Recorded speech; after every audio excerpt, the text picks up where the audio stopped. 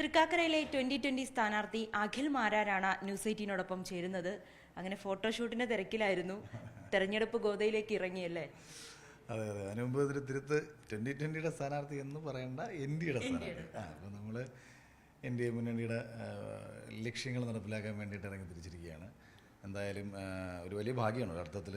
തൃക്കാക്കര പോലൊരു മണ്ഡലം എന്ന് പറയുമ്പോഴത്തേക്ക് കേരളത്തിൻ്റെ ഹാർട്ട് ഓഫ് ദ സിറ്റിയാണത്. അപ്പോൾ ഇവിടെ നമുക്ക് റെപ്രസെൻറ്റ് ചെയ്യാൻ കിട്ടുന്നത് ഇത് തന്നെ ഒരു വലിയ ഭാഗ്യം. കഴിഞ്ഞ 4-5 വർഷമായിട്ട് ഞാൻ താമസിക്കുന്ന സ്ഥലം, ഫാമിലിയായിട്ട് ഞാൻ ഇവിടെ തന്നെയാണ്, കുട്ടികളൊക്കെ ഉൾപ്പെടെ ഇവിടെയാണ് പഠിക്കുന്നത്.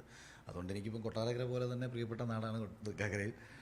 ഇനി ഇവിടെ എന്തെല്ലാം കാര്യങ്ങൾ എനിക്കായി ചെയ്യാൻ കഴിയുമോ അതിന് വേണ്ടിയിട്ട് ഇറങ്ങിത്തിരിക്കണമെന്ന ലക്ഷ്യത്തിൽ ഇറങ്ങിത്തിരിച്ചിരിക്കുകയാണ്.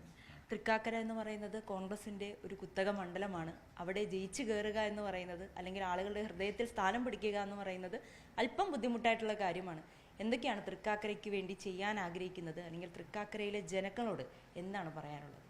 ഒന്ന്, ഇത് കോട്ട അല്ലെങ്കിൽ ഈ കുത്തക എന്നൊക്കെ പറയുന്നത് ജനാധിപത്യത്തിൽ വിരുദ്ധമായ വാക്കുകളാണ്.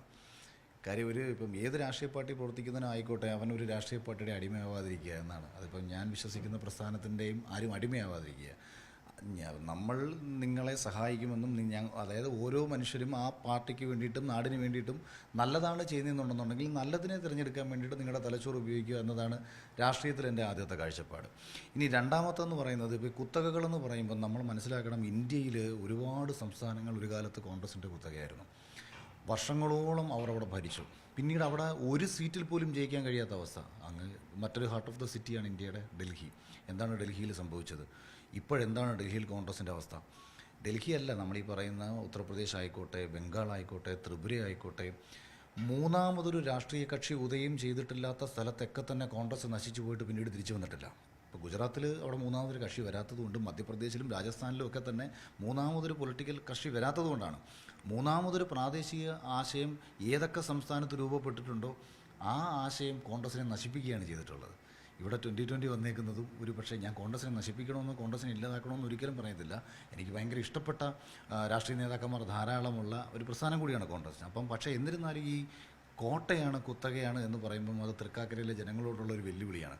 ഇങ്ങനെ വരുമ്പോൾ ഒരു വലിയ അപകടം എന്താ പ്രശ്നം ചെയ്തതെന്ന് വെച്ചാൽ, ഇപ്പോൾ ഇവിടെ ജയിക്കുന്ന ഒരു കോൺഗ്രസിൻ്റെ MLAക്ക് ഈ തോന്നൽ വരും, ഇതെൻ്റെ നാടാണ്, ഇതെൻ്റെ ജനങ്ങളാണ്, ഇവരൊക്കെ എല്ലാ കാലത്തും എൻ്റെ അടിമകളാണ്, ഇവർ ഞങ്ങൾക്ക് തന്നെ വോട്ട് ചെയ്യത്തുള്ളൂ, കോൺഗ്രസിനെ കൊണ്ടൊരു കുറ്റിച്ചൂലിനെ ഇങ്ങനെയൊക്കെ പറയാം, കുറ്റിച്ചൂലിനെ കൊണ്ട് നിർത്തിയാലും ഞങ്ങൾ ജയിക്കും എന്നൊക്കെ ഇങ്ങനെ രാഷ്ട്രീയത്തിൽ പറയുന്നേക്കാം.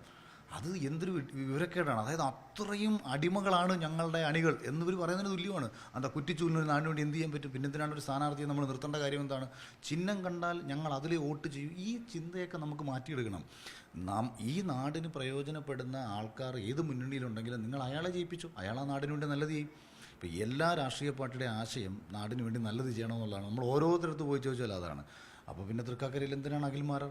ഒരാൾ ഉമ്മാ തോമസ് പോരെ, അല്ലെങ്കിൽ വേറൊരാൾ പോരെ? അല്ല, വ്യത്യാസങ്ങളുണ്ടാവും. ഓരോ രാഷ്ട്രീയ പാർട്ടിയുടെ കാഴ്ചപ്പാടുകൾ വ്യത്യാസമുണ്ടാവും. ഓരോ പ്രതിനിധീകരിക്കുന്ന വ്യക്തികളുടെയും കാഴ്ചപ്പാടുകൾക്ക് വ്യത്യാസമുണ്ടാവും, അറിവുകൾക്ക് വ്യത്യാസമുണ്ടാവും, ശൈലികൾക്ക് വ്യത്യാസമുണ്ടാവും. അപ്പോൾ ആരുടെ ശൈലിയാണ്, ആരുടെ അറിവുകളാണ്, ആരുടെ ചിന്തകളാണ് ഈ നാടിന് ഏറ്റവും കൂടുതൽ പ്രയോജനപ്പെടുന്നത് എന്ന് തൃക്കാക്കരക്കാർക്ക് തോന്നിയാൽ അവർക്ക് അതനുസരിച്ച് തീരുമാനമെടുക്കാം. എനിക്ക് തന്നെ വോട്ട് ചെയ്യണമെന്ന് ഞാൻ പറയത്തില്ല. അവർക്ക് ഏറ്റവും മികച്ച ഒരാളെ നിങ്ങൾ തിരഞ്ഞെടുത്ത് ഈ നാട്ടിൽ നിന്ന് നിയമസഭയിലേക്ക് അയക്കും. ആ ആൾ നിങ്ങൾക്ക് വേണ്ടി നിയമസഭയിൽ ഏറ്റവും മികച്ച രീതിയിൽ സംസാരിക്കുമെങ്കിൽ എനിക്കും സന്തോഷമേ ഉള്ളൂ. നമുക്ക് എന്താ പ്രശ്നം? ഈ നാടിൻ്റെ നന്മയല്ലേ അയാളിലൂടെ നമുക്ക് കിട്ടുന്നത്. അതുകൊണ്ട് അങ്ങനല്ല ഞാൻ ചിന്തിക്കുന്നത്. പക്ഷേ ഇത് ചെയ്യണം. ഇപ്പം ഇനിയൊരു തലമുറ ഇവിടെ വളർന്നു വരുന്നുണ്ട്. എന്താണ് 2035 സംഭവിക്കാൻ പോകുന്നതെന്ന് നമുക്ക് ആർക്കും ഒരു ഐഡിയ ഇല്ല. അപ്പോൾ ഈ 2035 നമ്മുടെ തലമുറയെ പ്രാപ്തരാക്കി മാറ്റണം. രക്ഷകർത്താക്കൾക്ക് അതിനുള്ള കാര്യങ്ങൾ പറഞ്ഞു കൊടുക്കണം. ഇപ്പം ഞാനൊക്കെ ഒരുപാട് നാളുകളായിട്ട് ഈ ഫ്യൂച്ചറിസ്റ്റിക് സമ്മിറ്റുകളിലും മറ്റുമൊക്കെ സംസാരിക്കാൻ പോയിട്ടുണ്ട്. അപ്പോൾ ജെൻ യൂണിവേഴ്സിറ്റിയൊക്കെ വലിയ പരിപാടികളൊക്കെ നടത്തിയപ്പോൾ അതിനകത്തൊക്കെ സ്പീക്കറായിരുന്നു നമ്മൾ. അപ്പോൾ എന്താണ് വരാൻ പോകുന്ന കാലഘട്ടത്തിൻ്റെ സാധ്യത അത് നമ്മൾ നേരത്തെ മനസ്സിലാക്കണം. ഞാൻ 2020 ഇതിൻ്റെ സാധ്യതകൾ മനസ്സിലാക്കിയത് കൊണ്ടാണ് 2025 എനിക്ക് സർവൈവ് ചെയ്യാൻ പറ്റുന്നത്. ഇന്ന് ഞാൻ ചിന്തിക്കേണ്ടത് ഇന്നലകളിൽ ഞാൻ എങ്ങനെ സർവൈവ് ചെയ്തു എന്നുള്ളതല്ല, ഇനി ഞാൻ എങ്ങനെ സർവൈവ് ചെയ്യും എന്നുള്ളതാണ്. ഇതാണ് എൻ്റെ നാടിനോടും നാട്ടുകാരോടും എനിക്ക് പറയാനുള്ളത്. അപ്പോൾ അവിടെ വരുമ്പം ഇത് നമ്മൾ നിയമസഭയിൽ ചിലപ്പോൾ അഡ്രസ്സ് ചെയ്യേണ്ടി വരും, അല്ലെങ്കിൽ നമ്മൾ സർക്കാരിനോട് അഡ്രസ്സ് ചെയ്യേണ്ടി വരും. എങ്കിൽ മാത്രമേ നമ്മൾ ഉദ്ദേശിക്കുന്ന മാറ്റം കൊണ്ടുവരാൻ പറ്റൂ. അല്ലാതെ പരമ്പരാഗത ശൈലിയിലുള്ള എല്ലാവരും ചെയ്യുന്നതിനൊക്കെ അവിടെ എവിടെയും കുറേ ഹൈമാസ് ലൈറ്റ്, അല്ലെങ്കിൽ ഇതൊക്കെ ഈ കാലഘട്ടമൊക്കെ കഴിഞ്ഞു. ഇനി ഒരു വിപ്ലവകരമായിട്ടുള്ള അത്ഭുതകരമായിട്ടുള്ള ടെക്നിക്കൽ ചേഞ്ചസ് ആണ് ഈ നാട്ടിൽ ഇനി സംഭവിക്കേണ്ടിയിരിക്കേണ്ടത്. അപ്പോൾ ഇവിടെ സർവൈവൽ ഓഫ് ദ ഫിറ്റസ്റ്റ് ആയിട്ട് മാറാൻ വേണ്ടി പലരും കിടന്ന് പ്രയാസപ്പെടും. അന്നേരം എന്തെങ്കിലുമൊക്കെ നമുക്ക് ചെയ്തു കൊടുക്കാൻ പറ്റുമെങ്കിൽ അത്തരം ചിന്തകളിലൂടെ മാത്രമേ നമുക്ക് ചെയ്തു കൊടുക്കാൻ പറ്റൂ. അതാണ് ആദ്യത്തെ ലക്ഷ്യം. രണ്ടാമത്തത്, ഇപ്പം സ്പോർട്സിന് ഭയങ്കര സാധ്യതയുണ്ട്. ഇപ്പോൾ സഞ്ജുവിൻ്റെ 2020 വേൾഡ് കപ്പിലെ മികച്ച പ്രകടനത്തോടെ ക്രിക്കറ്റ് ഒരുപാട് ശ്രദ്ധിക്കപ്പെടാൻ, ഞാൻ ക്രിക്കറ്റുമായി ബന്ധപ്പെട്ട് ഡിഫറൻറ്റ് മേഖലകളിൽ നിൽക്കുന്ന ഒരാളാണ്. കൊച്ചി ബ്ലൂ ടൈഗേഴ്സ് പോലെ സഞ്ജു തന്നെ കളിക്കുന്ന ടീമിൻ്റെ ഭാഗമാണ് ഞാൻ. അപ്പം സ്പോർട്സ് രംഗത്ത് അതുപോലെ പ്രൊഡ്യൂസർ അസോസിയേഷൻ ടീമിൻ്റെ ക്രിക്കറ്റ് പ്ലെയറാണ്, കേരള സ്ട്രൈക്കേഴ്സിൻ്റെ ഒരു പ്ലെയറാണ്. അപ്പം നമുക്ക് സ്പോർട്സിലൂടെ വളർന്നു വരാൻ ആഗ്രഹിക്കുന്ന കുട്ടികൾക്ക് എന്തൊക്കെ ചെയ്തു കൊടുക്കാൻ പറ്റും, സിനിമ പോലത്തെ എൻ്റർടൈൻമെൻറ്റ് മേഖലകളിലെ കുട്ടികൾക്ക് വേണ്ടി നമുക്ക് എന്തൊക്കെ ചെയ്യാൻ പറ്റും. ഇൻഫ്ലുവൻസേഴ്സായിട്ട് ഒരു വലിയൊരു കാറ്റഗറി കേരളത്തിൽ സൃഷ്ടിക്കപ്പെടുന്നുണ്ട്. അവർ വലിയ രീതിയിൽ സക്സസ് ആവുന്നുണ്ട്, സർവൈവ് ചെയ്യുന്നുണ്ട്. അവരുടെ ഒപ്പം നിങ്ങൾക്ക് എങ്ങനെ സഞ്ചരിക്കാൻ പറ്റും?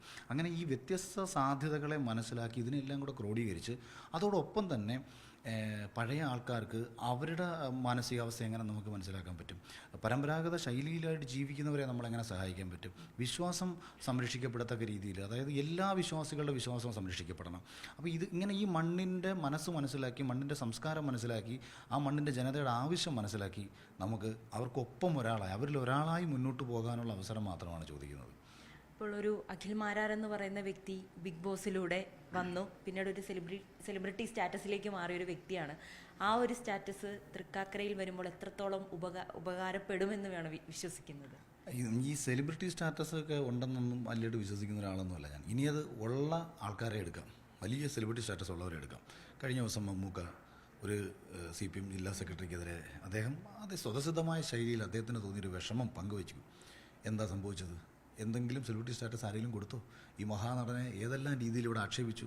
അപ്പം രാഷ്ട്രീയം സംസാരിക്കാൻ തുടങ്ങിക്കഴിഞ്ഞാൽ ഏതൊരു വ്യക്തിക്കും സംഭവിക്കാൻ പോകുന്നൊരു അപകടം ഇത് തന്നെയാണ്. അപ്പം നമുക്ക് അത്രയും ജനങ്ങൾക്കിടയിൽ പ്രാധാന്യമുള്ളൂ എന്നുള്ളൊരു തിരിച്ചറിവ് കൂടിയാണത്. അതുകൊണ്ട് സെലിബ്രിറ്റി സ്റ്റാറ്റസോ ഇത്തരം ചിന്തകളോ ഒന്നും രാഷ്ട്രീയത്തിൽ ജനങ്ങൾക്കിടയിൽ വർക്കാവുമെന്ന് ഞാൻ വിശ്വസിക്കുന്നില്ല.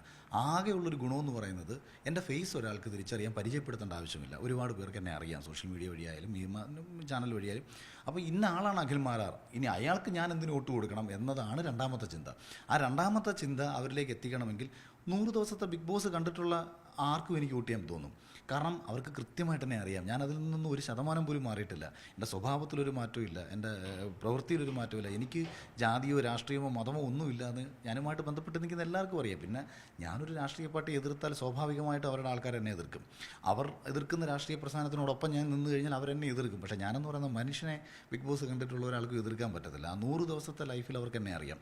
അറിഞ്ഞൂടാത്ത ആൾക്കാർക്കിടയിൽ എന്തെല്ലാം ചെയ്യാമെന്നുള്ളത് കഴിഞ്ഞ 3 വർഷത്തിനിടയ്ക്ക് ഞാൻ പ്രതികരിച്ച വിഷയങ്ങളുണ്ട്. എനിക്ക് വേണമെന്നുണ്ടെങ്കിൽ എൻ്റെ കാര്യം മാത്രം നോക്കി സമാധാനപൂർണ്ണം ജീവിക്കാമായിരുന്നു. പക്ഷേ ഞാൻ സർക്കാരിൻ്റെ തെറ്റുകളെ എതിർത്തിട്ടുണ്ട്, പല വിഷയങ്ങളെ ഞാൻ ചൂണ്ടിക്കാണിച്ചിട്ടുണ്ട്, ആവശ്യത്തിനും അനാവശ്യത്തിനും ശബ്ദം ഉയർത്തിയിട്ടുണ്ട്. അപ്പോൾ അതുകൊണ്ട് ഇനിയും ആ ശബ്ദം ഞാൻ ഉയർത്തി തന്നെ നിൽക്കും.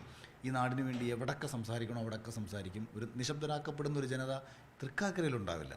ഒരാളുടെയും വാ മൂടി കെട്ടാൻ ഞാൻ സമ്മതിക്കത്തില്ല. അവർക്കെല്ലാം വേണ്ടി സംസാരിക്കും. എന്നാലും ഇത്തവണത്തെ തിരഞ്ഞെടുപ്പ് ഫലം വരുമ്പോൾ NDA വലിയൊരു മുന്നേറ്റം ഉണ്ടാക്കുമെന്ന് പ്രതീക്ഷയുണ്ടോ? തീർച്ചയായിട്ടും ഇത്തവണ NDAക്ക് വലിയ മുന്നേറ്റം ഉണ്ടാകാനുള്ള സാധ്യത കൂടുതലാണ്. കാര്യം ജനങ്ങൾ അങ്ങനെ ചിന്തിച്ച് തുടങ്ങി, ഒരു മാറ്റം അവർ ആഗ്രഹിച്ച് തുടങ്ങി. ആ മാറ്റം നല്ലതാണ്. അപ്പോൾ ഒരു തവണ നിങ്ങൾ NDAക്ക് അവസരം കൊടുത്താൽ 5 വർഷം കഴിഞ്ഞോ അല്ലെങ്കിൽ ഇനി വരാൻ പോകുന്ന തിരഞ്ഞെടുപ്പ് സമയത്തോ അത് മാറ്റി മറ്റൊരാൾക്ക് അവസരം കൊടുക്കാനുള്ള ഓപ്ഷൻ നമ്മുടെ കയ്യിലുണ്ടല്ലോ. അതാണല്ലോ ജനാധിപത്യത്തിൻ്റെ ഭംഗി എന്ന് പറയുന്നത്. അപ്പോൾ ആര് ഭരിച്ചാലും നാടിനും ജനത്തിനെയും മനസ്സിലാക്കി കൂടുതൽ നല്ല കാര്യങ്ങൾ ചെയ്യാൻ വേണ്ടിയിട്ട് ജനം അവരെ ഓർമ്മപ്പെടുത്തിക്കൊണ്ടേയിരിക്കണം. അതാണൊരു തിരഞ്ഞെടുപ്പ്. ഈ ചൂണ്ടുവരലിൻ്റെ അധികാരം കൃത്യമായിട്ട് ഉപയോഗിക്കാത്തതാണ് പലപ്പോഴും നമുക്ക് പറ്റുന്ന കുഴപ്പം. നമ്മൾ അവസാന സമയമൊക്കെ ആകുമ്പോഴത്തേക്ക് നമ്മൾ ഈ പാർട്ടിയാണല്ലോ, നമ്മൾ ആ പാർട്ടിയാണല്ലോ എന്ന് കരുതിയിട്ട് വ്യക്തികളെ നോക്കണം. കാര്യം വ്യക്തികൾക്ക് മാറ്റം ഉണ്ടാക്കി കൊണ്ടുവരാൻ പറ്റുമെന്നുള്ളതാണ്. ഇപ്പം ഇന്ദിരാഗാന്ധിയുടെ കൊച്ചുമകനാണ് രാഹുൽ ഗാന്ധി. എന്തുകൊണ്ട് ഇന്ദിരാഗാന്ധി ആവാൻ രാഹുൽ ഗാന്ധിക്ക് കഴിഞ്ഞില്ല? അപ്പോൾ ഇതുപോലെ ഓരോ രാഷ്ട്രീയ പാർട്ടിയിലെയും ഓരോ വ്യത്യസ്ത നേതാക്കന്മാരെ നമ്മൾ എടുത്തു നോക്കും. അവരെല്ലാം ഒരു രാഷ്ട്രീയത്തെ പ്രതിനിധീകരിക്കുകയും പക്ഷേ ആ രാഷ്ട്രീയത്തിൽ അവർ ഉണ്ടാക്കിയിട്ടുള്ളൊരു ഇമ്പാക്റ്റ് വളരെ വലുതാണ്. കരുണാകരനാകാൻ പിന്നീട് കേരളത്തിൽ ഒരു കോൺഗ്രസ് നേതാവിനും കഴിഞ്ഞിട്ടില്ല, അല്ലെങ്കിൽ ഉമ്മൻചാണ്ടി ആവാൻ പിന്നീട് വന്ന മറ്റുള്ളവർക്ക് കഴിഞ്ഞിട്ടില്ല. അങ്ങനെ വ്യത്യസ്തങ്ങൾ സൃഷ്ടിക്കാൻ വ്യക്തികൾക്ക് കഴിയും. അപ്പോൾ അത് ഇപ്പോൾ അത് 2020 അങ്ങനെ ഒരാളുണ്ടാവും, അത് BJPയിലുണ്ടാവും, അത് CPMയിലുണ്ടാവും, കോൺഗ്രസ് ഒക്കെ ഉണ്ടാവും. അത് തിരിച്ചറിയണം. ആരാ? ജനം തിരിച്ചറിയണം. ഇയാൾ ഏത് രാഷ്ട്രീയ പാർട്ടി ആയിക്കോട്ടെ, ഇയാൾ ഈ നാടിന് പ്രയോജനപ്പെടുന്ന ഒരാളാണെന്ന് ജനം തിരിച്ചറിഞ്ഞാൽ അത്ഭുതകരമായ മാറ്റം നമ്മുടെ നാട്ടിലുണ്ടാവും. എന്തായാലും എല്ലാവിധ ആശംസകളും നേരുന്നു. ഇനി നമുക്ക് വീണ്ടും കണ്ടുമുട്ടാം. എന്തായാലും കൃത്യമായ ലക്ഷ്യത്തോടു കൂടിയും ദീർഘവീക്ഷണത്തോടു കൂടിയും തൃക്കാക്കരയുടെ തെരഞ്ഞെടുപ്പ് കളത്തിലേക്ക് ഇറങ്ങുകയാണ് അഖിൽ മാരാർ. ക്യാമറാമാൻ ശ്യാംലാലിനോടൊപ്പം നവമി ദിനേശ്, News 18 കൊച്ചി.